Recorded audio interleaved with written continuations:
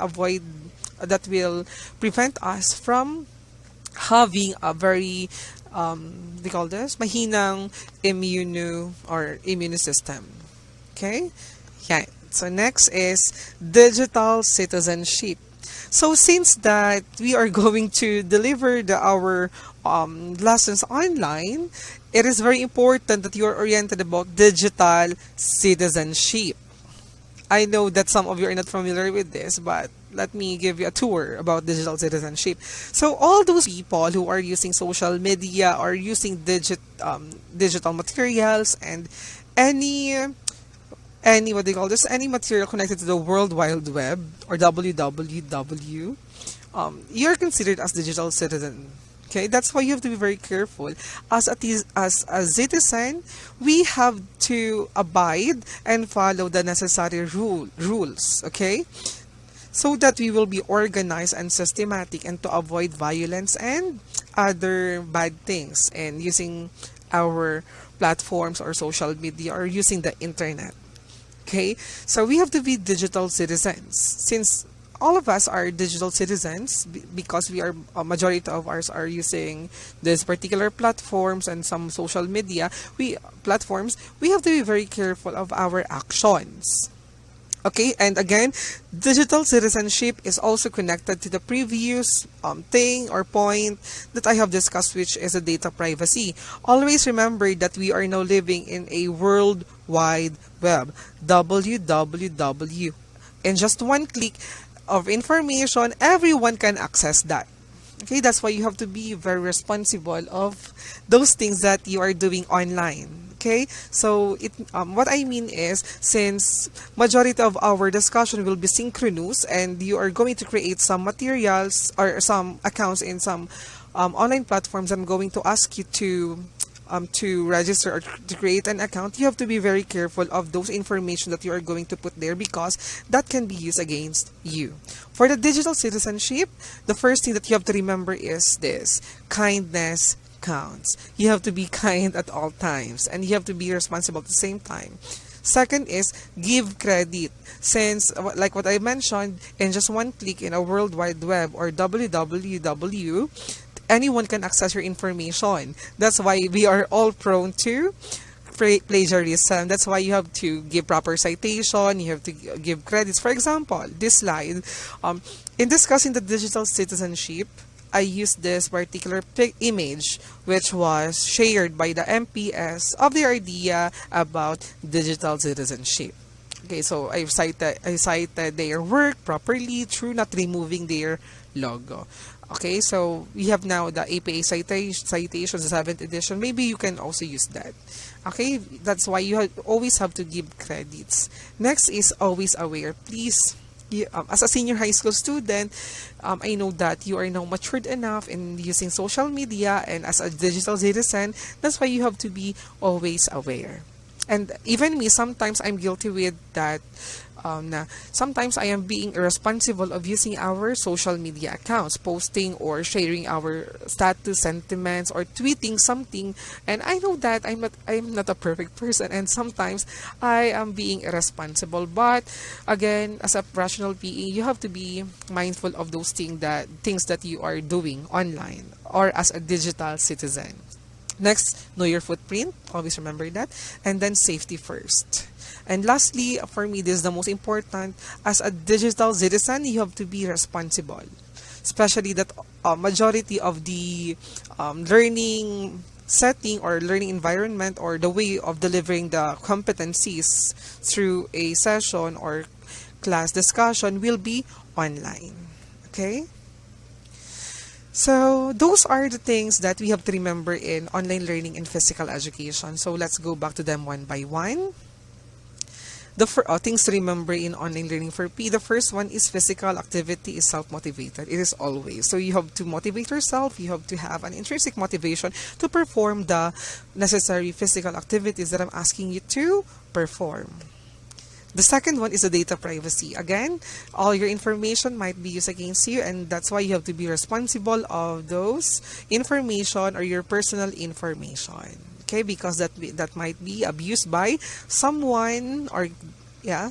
Next is human to human relationship. Again, although we have this particular setting, we are delivering the lesson online, we are not computers. We are still human. It's just that we are using the computer for us to teach and for you to learn.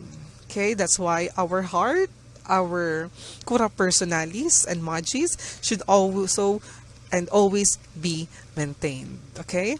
Physical activities with proper guidelines. I'll be the one who will guide you in doing the physical activities through an online consultation or online discussion to avoid injuries. And for the second, the one that I have discussed a moment ago, for you to not encounter a problem in executing the advanced skills. This next is importance of physical education amidst pandemic. So since we are experiencing a health issue and we can only optimize health or reach health through performing physical activities, okay? And through this, if we are going to have this, we will have a very good immune system. That's why we can fight the virus, okay? Next, digital citizenship, okay? Okay. So now let's proceed with the online platforms to use in physical education and health course. Okay, but as I mentioned a moment ago, it is not yet, what do you call this? It is not yet the one that we will discuss. Our second objective is the types of modalities. Okay, give me a moment. Okay, so now, before we discuss the online platforms, just to satisfy the flow of our session, okay, we will first discuss the online learning modalities that we will have this particular semester. Okay, so when we say online learning modalities, these are the mode of learning that we are going to follow, or we will deliver the curriculum or the competencies needed through these modalities. But in physical education, it can be I can deliver the lesson synchronously, asynchronously, or through a modular learning. Okay, so let's proceed with the first one. Maybe some of you heard about this, the synchronous online learning. In physical education, when we say synchronous learning, we will have our face-to-face conversation through Google Meet or Zoom. But there will be no physical meeting, okay? We will just have our discussion through Google Meet and Zoom. In synchronous online learning, the teacher and students all interact online at the same time. That's why it is called asynchronous. So it means sabay-sabay. Okay? Yan, ibig sabihin yan. So, in synchronous learning, you can raise your concerns as the discussion is going. This is done either through text, video, or audio chat. And later, I will show to you the materials that we are going to use as we go to our synchronous online learning.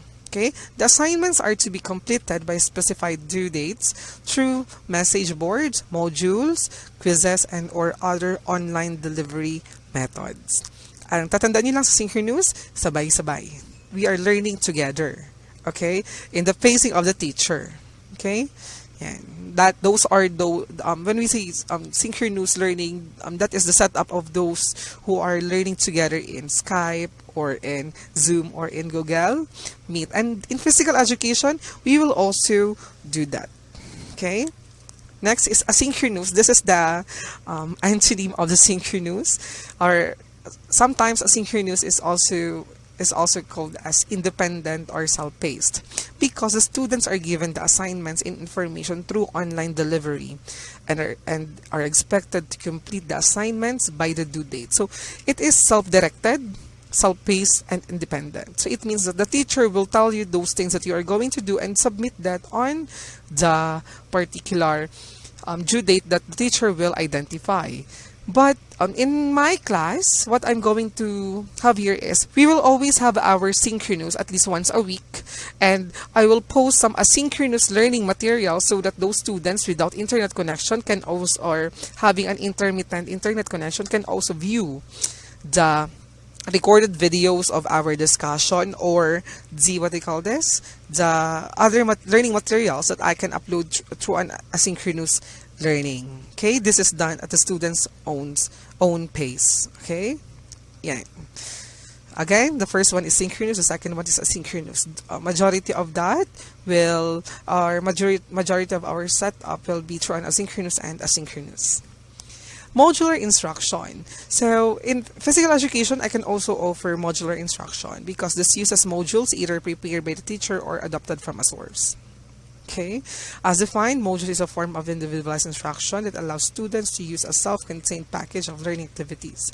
These activities guided learners to know or to be able to do something further. A learning module contains activities intended to help students understand certain lessons. Okay? So, through a module, pwede naman siya. And this is the one that we are not going to adopt in the semester, and that is the hybrid or blended learning. Okay, because students learn and interact both in person and online, and we are not going to adopt this because face-to-face or physical meeting through a face-to-face setup is not allowed. That's why we have to follow the protocol, the national government protocol when it comes on delivering the lesson.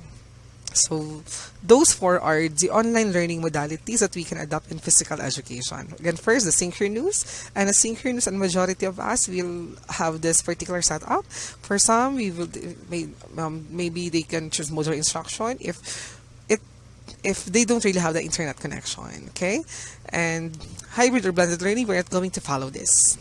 Okay, so I hope that you are still learning. Okay, now let's proceed with the online platforms to use in physical education and health course. In this particular topic, I'm going to discuss with you the platforms that we are going to use so that the delivery of the competencies will be smoothly delivered or will be satisfied. Okay, the first one is I created this particular diagram which I call as platform pyramid, and sometimes I also call this as physical education and health starter pack.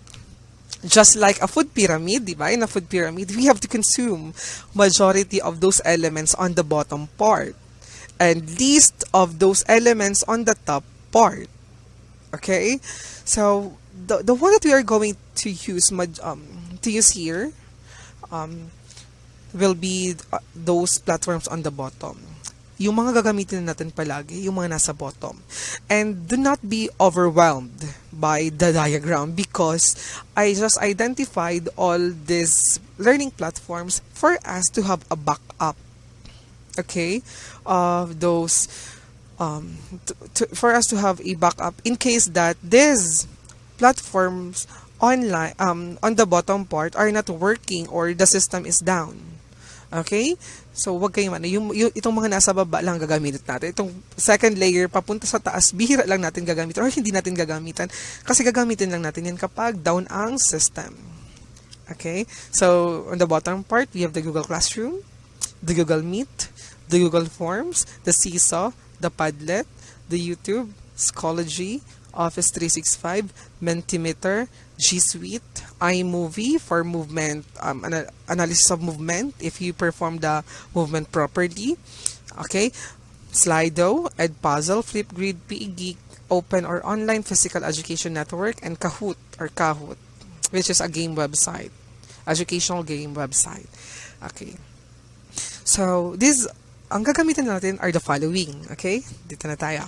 The first one is for announcements for announcements, I will use the Google Classroom. And in Google Classroom, I will generate a link. Okay? And in our Google Classroom, let me give you a what do you call this? A background on how I'm going to generate a link. For example, I have here my class. Okay, it's still loading. So that during our synchronous learning, you will just going to click the link that I'm going to generate. For example, I have here my class here. Okay, so in the Google Classroom, maybe some of you are already familiar with that.